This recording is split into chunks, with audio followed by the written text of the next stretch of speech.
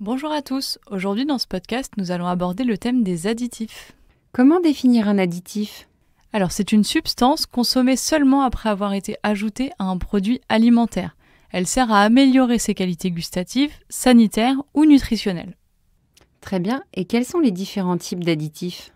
Donc dans les types d'additifs, on va retrouver les colorants. Donc ils vont servir à changer les qualités visuelles d'un produit alimentaire en lui donnant une nouvelle couleur. On va retrouver les colorants naturels qui sont extraits de végétaux ou d'animaux, les colorants synthétiques qui sont des molécules de synthèse répliquées de celles trouvées dans la nature, et les colorants artificiels qui sont des molécules purement synthétiques. On va retrouver ensuite les acides. Donc ici, il s'agit de molécules qui vont acidifier l'aliment. Ça va permettre d'améliorer la valeur gustative et de jouer un rôle dans sa conservation, en ayant des propriétés antioxydantes. On va y retrouver l'acide citrique E330 qui va donner une saveur corsée, par exemple dans les gelées, les pâtes de fruits, les crèmes, etc. et qui va permettre de garder la blancheur des fruits et légumes. On va retrouver la crème de tartre E336 qui est un composant de la poudre à lever qui va venir remplacer le glucose pour le graissage des fondants et des sucres cuits.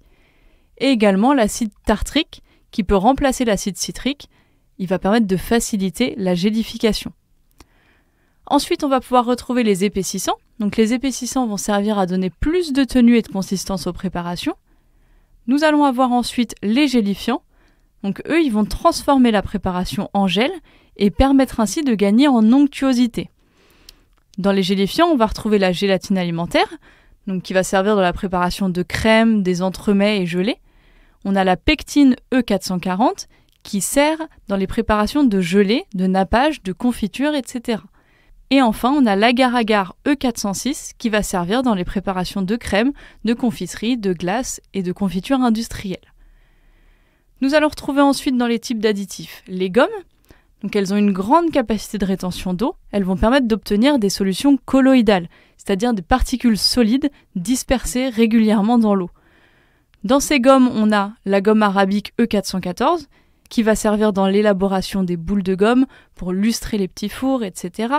On a également la gomme adragante E413 qu'on utilise dans la fabrication des pastillages.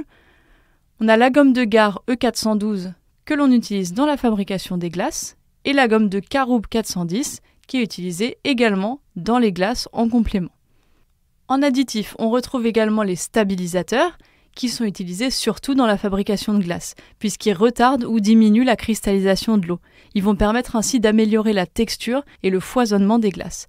Par exemple, les alginates E401, les carragénates E407.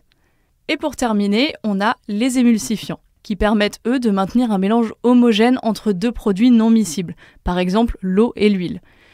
On va retrouver la lectine E322, les monodiglycérides d'acide gras alimentaire, les antioxydants. Ils vont ainsi permettre d'augmenter la durée de conservation par leurs propriétés d'antioxydants. Merci beaucoup pour tous ces détails. Retrouvez-nous prochainement sur la plateforme.